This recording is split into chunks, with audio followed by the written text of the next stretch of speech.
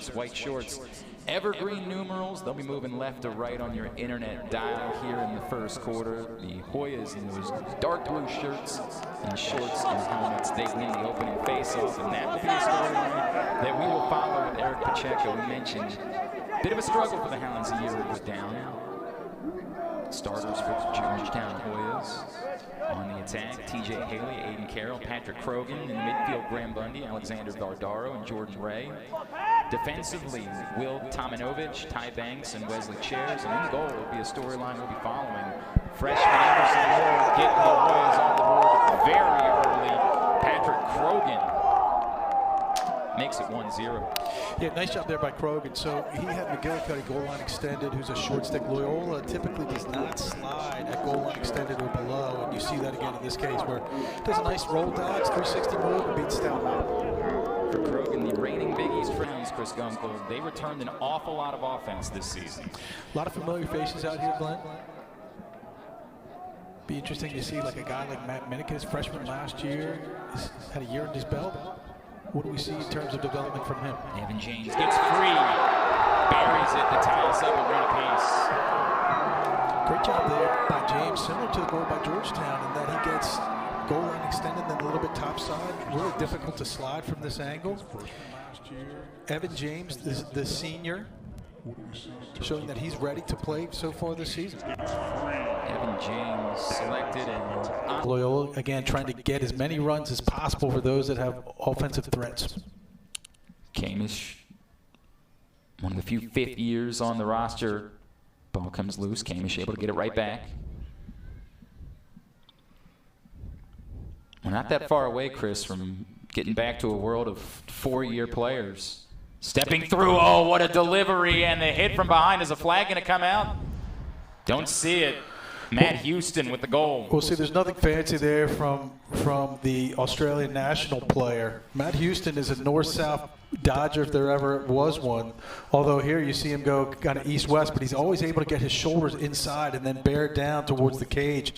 That's his game, and he does excellent. It's Lindsay, a senior. Lindsay's another player, so this is the third time I've mentioned this, who came to Loyola as an attackman, now playing midfield. Athletic, nice dodger, able to get his hands free. Haberman trying to get in front. Good defense. Ooh, dangerous pass. Nice snag by Minikis to keep that alive. Credit the defense of Will Godin for preventing Haberman from getting a step. Move back towards Evan James. It gets free. He's trying to shield. And ball still being contested. Oh, what a hops, and then Patra. Look what I found. Well, great hustle play there by Patra. I think it's safe to say that his experience playing Canadian box enabled him to have quicker hands maybe than those he was going against. So it's your classic jump ball behind the cage. Yeah.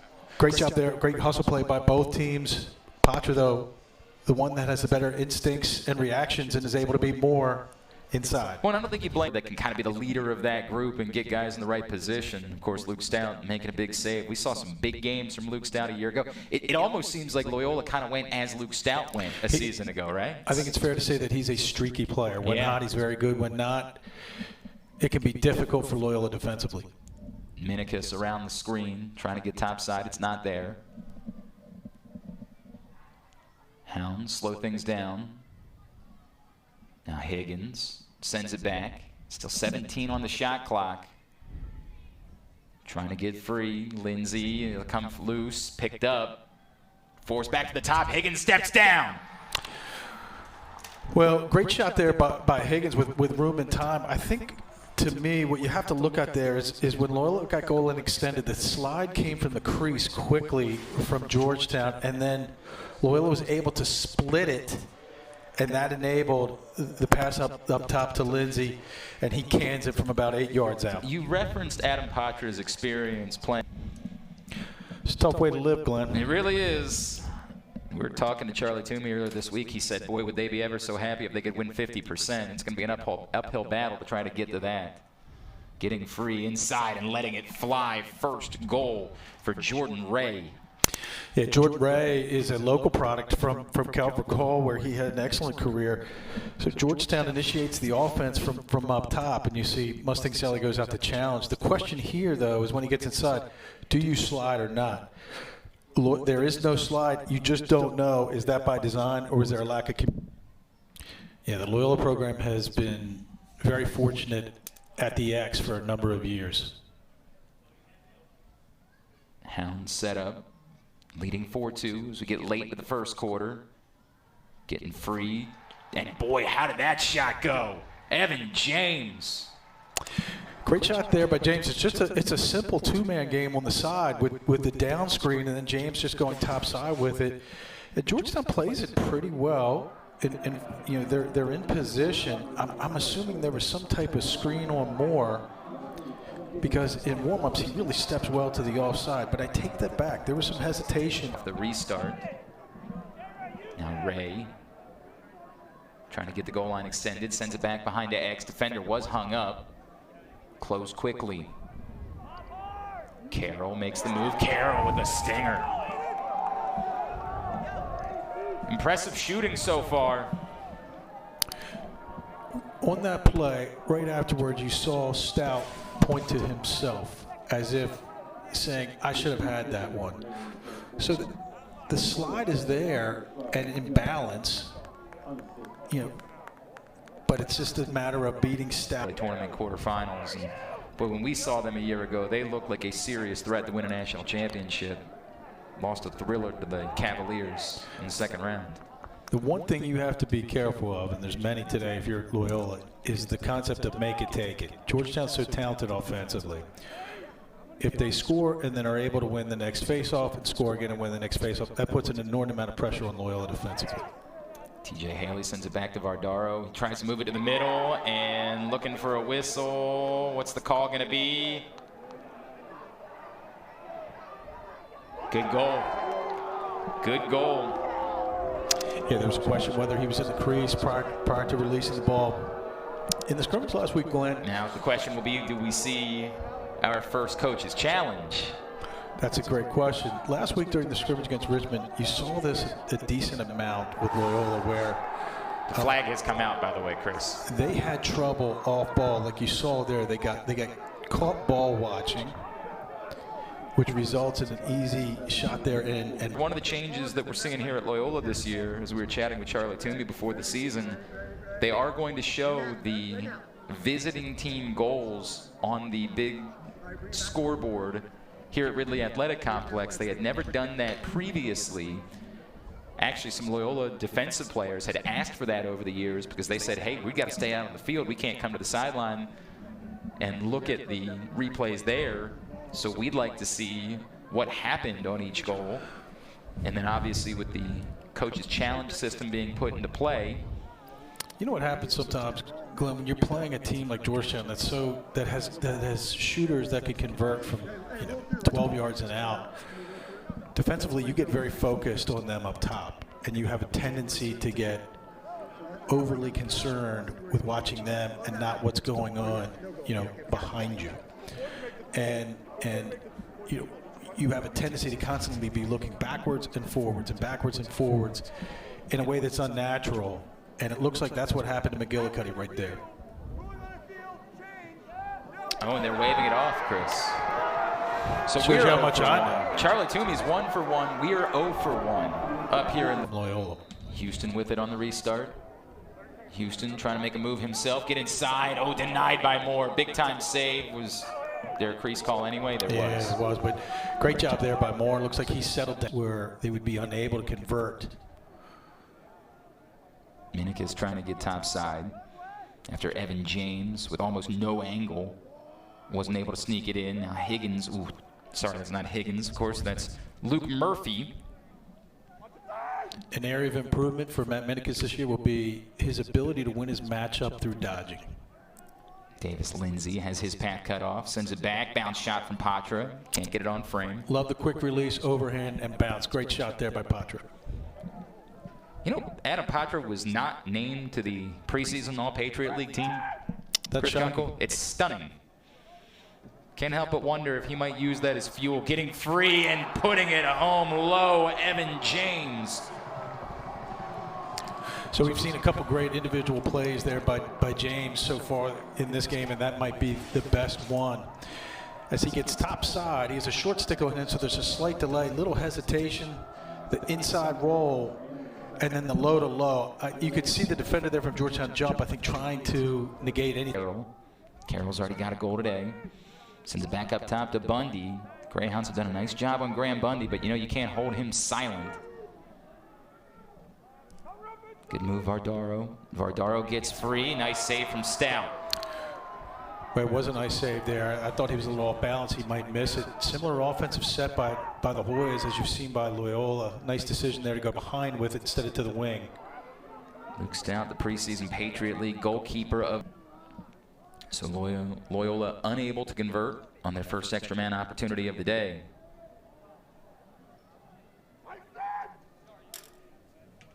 Greyhounds maintain possession, getting free. Patra, yes. Well, great finish there by Patra. You're starting to see kind of the cream of Loyola's offense rise to the top as he receives a great pass there from James.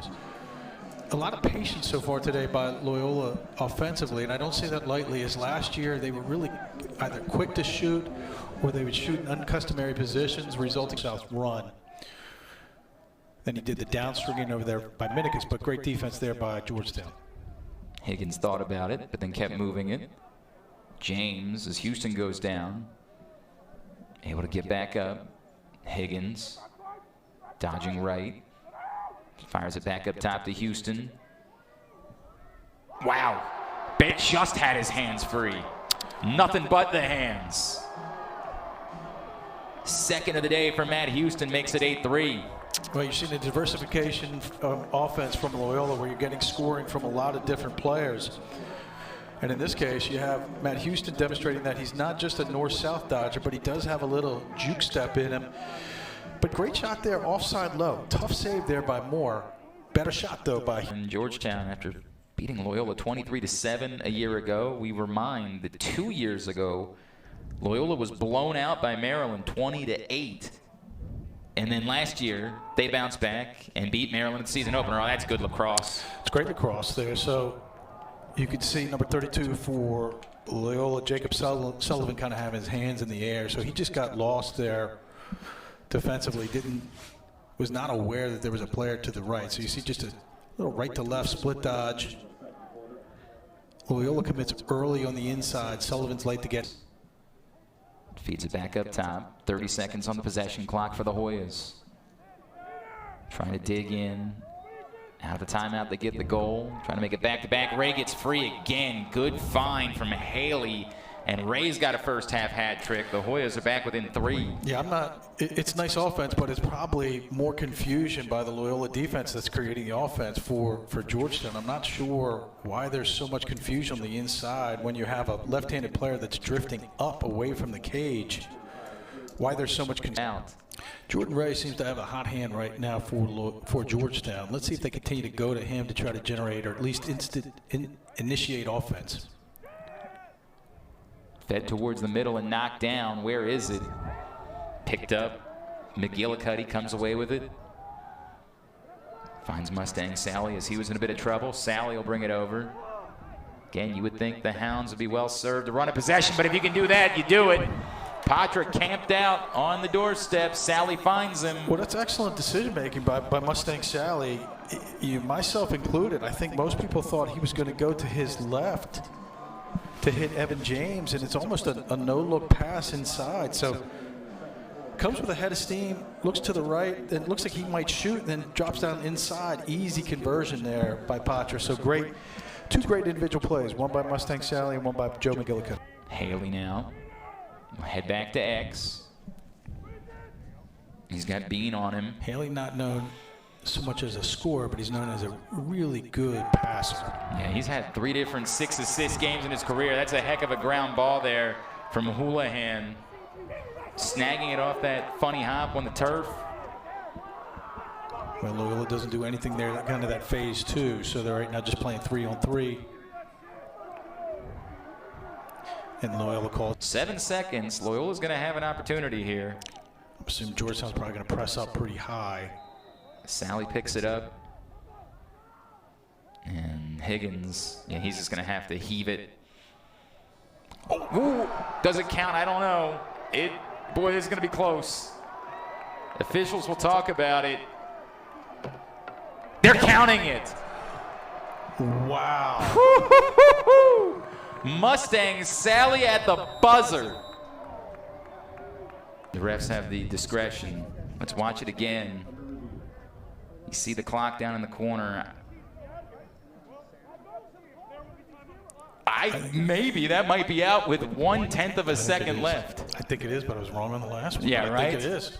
That's unbelievable. In real time, Chris, you'll see that my reaction was not up to the moment because I think it is. In real time I thought there was no chance, but you know what they say, what you hear on TV all the time? But is there enough to overturn it? Well, and of course they called it a goal on the field. Right. As we watch, again, synced up with the clock. 0.1. Let's watch it one more time. Looks like it's out. I think it is. That's what they're seeing on the sideline. We're going to get confirmation in a second. They come out from underneath the hood.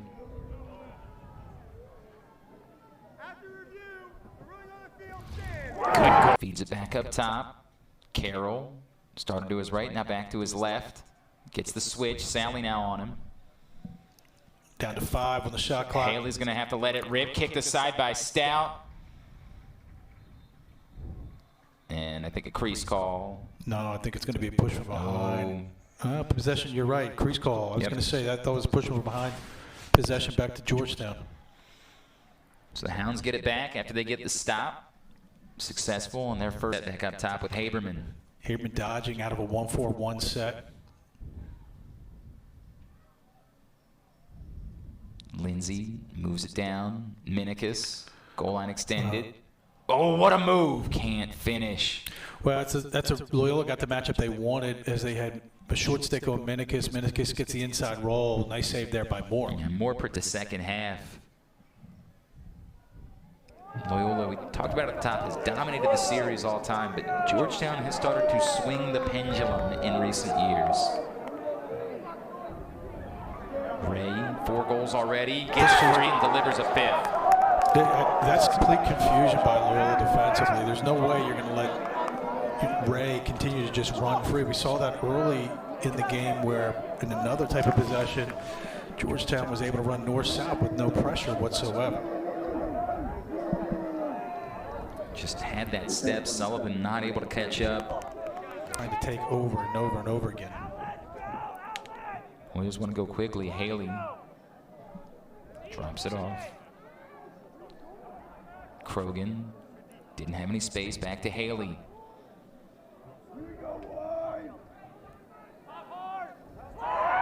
And a flag's going to come out. So Georgetown can take their time here. Yeah, Georgetown putting a lot more pressure on Loyola defensively. One move and go. Vardaro with the skip pass, stepping down. Bundy's shot turned aside by Stout, but it was a nice job there. Nice closeout by Diego Roman to make him shoot offside. So for the first time today, Georgetown will go on the extra man. This is an important part of this game, though. Here, it's important for Georgetown to get this conversion, to keep that momentum. It's important for Loyola to make the stop. We saw Mustang Sally's stick come up high to the helmet of kick. The shot clock, and you can just feel the pressure that Georgetown now is putting on Loyola. Caesar, trail check from behind. Stepping up, Michael Callahan. Yeah, but I'm assuming Georgetown's going to amp it up here on the ride as well, really force Loyola to speed up and demonstrate that they have great stick work and spacing. Watch this one more time. Callahan was beat until he wasn't. We talked about some of the defensive pieces that they had to replace. It was a good marriage between the two. Spinning, Luke Murphy. Minikis again in tight quarters. This one will go. Well, they were really pinching the corners there with Minikis. So you see what they're doing. They have Minikis really hedging, almost as if there's no angle in that pass. And if you're able to complete that, you're able to have a step on the defender there, and that's exactly what they did. So that's offense based on angles, and that's just an excellent play there by Minikis as he's already hedging up top to go north-south. It's tough for that sliding defender. Great job there to vary his shot and go low. The younger brother of the former Hoya, Brian Minikis, gets his first goal today. It's 12-7 with 4:36. You know, their defense has been on the field a lot today. Kamish, not just on the field, of course, but being asked to get the job done. Houston in trouble. Finds Patra. Patra gets his hands free, shoots low, and scores. Well, it's that patience, but it's also getting the matchups that they want when they want them, and that's how Loyola's being rewarded with that patience. But you also have just a really difficult cover there in Patra. So you see the slide comes a little bit late, but as the center, as Evan James peels out, that creates that open seam for Patra. Full of athletes. It's not just Adam and Matt. They have a sister as well, Abby, who's committed to play hockey at Merrimack. Ray, that's more like a heat check shot at this point. 27 seconds left. I think Georgetown has already gotten 4 shots on this possession. They're now at 33 for the game, so they're definitely playing the numbers by trying to get as many shots as possible. Maybe not always at great angles. I was going to say, of these 4, how many? Well, that's a quality one, obviously. That's a quality one, and that's one that Stout has to have. That's basically mid-hip, stick side. He's got to have that, but again, that's what, 5th or 6th shot within that possession. Kept wearing him down. Krogan with his second of the day. The Hoyas. Strong alley dodge, and that little stutter step not only fools Sally, but it also fools the sliding defenseman for Loyola.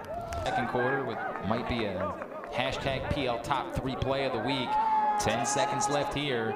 Evan James gets a screen, takes it, gets free. James, ooh, did he wait too long to take the shot? I think he did. Boy, that's an uncharacteristic miss there by James.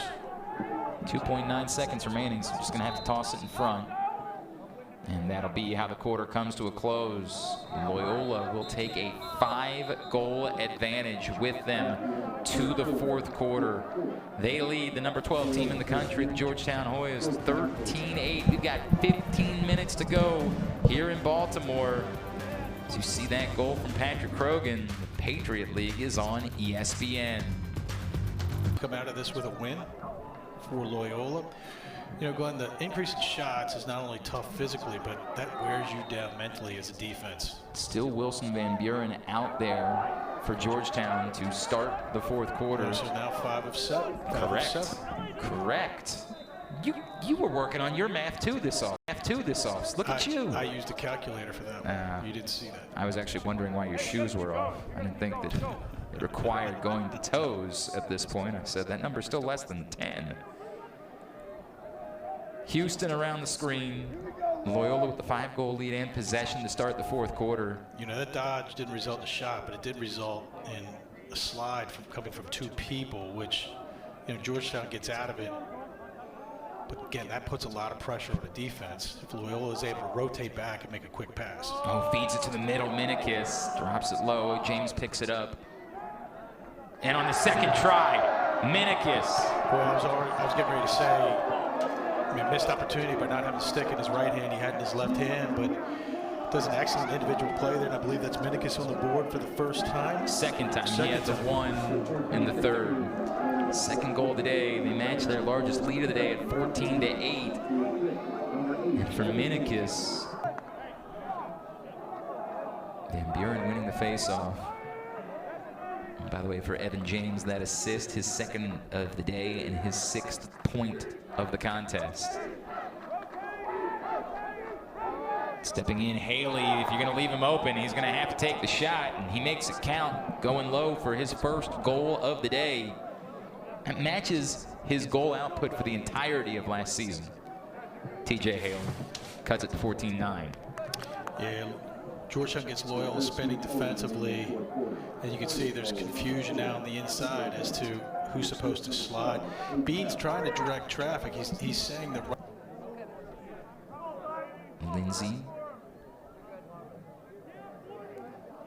feeds it to the top.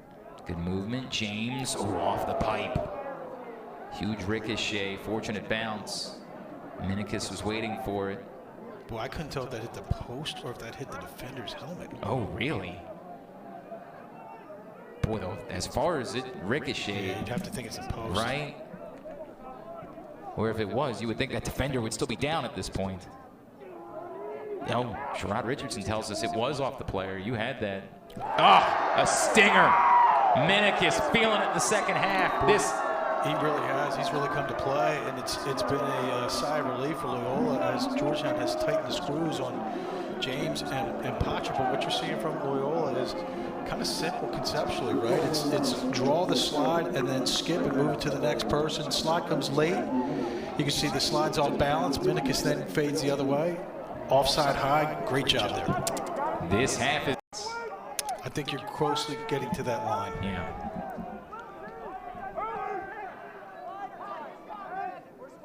Hoyes. There is time, obviously. Haley. Somebody's wide open. Yep. Shot from Carroll, not on target. Well, it's luckily mistake there by McGillicuddy. Two guys going to the ball.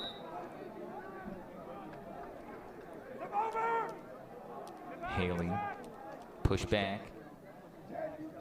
Bundy still quiet. Bundy still has not scored today. He doesn't have a point still on the day. Haley.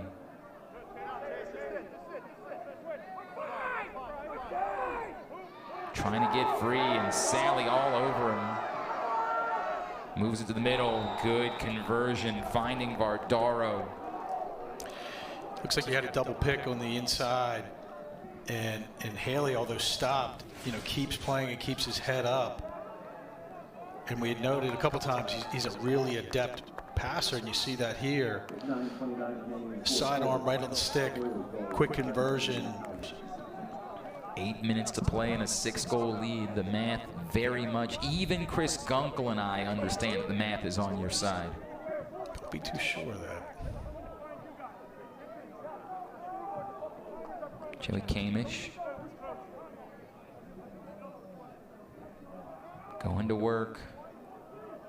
You and I were talking before the broadcast, Chris, about Loyola again scheduling a very daunting February. Of course, this one at home today. Next, wide open, James in the middle. Well, Seth Higgins is not. He's had 1 goal today. Memory serves me correctly. But he's shown a great amount of patience and poise, and he typically receives a lot of pressure defensively with the way he likes to play. And right there, incredibly patient, and finds James cutting across the inside. Easy conversion there for Loyola. 17-10 as we head to break. Faces out there, and your assumption, and so hence why you have the low ranking. You had the same faces that didn't perform well last year. And you're wondering, what's that going to mean for this year? And so far, at least it's a small sample size, it appears that they're much more confident in what they're doing.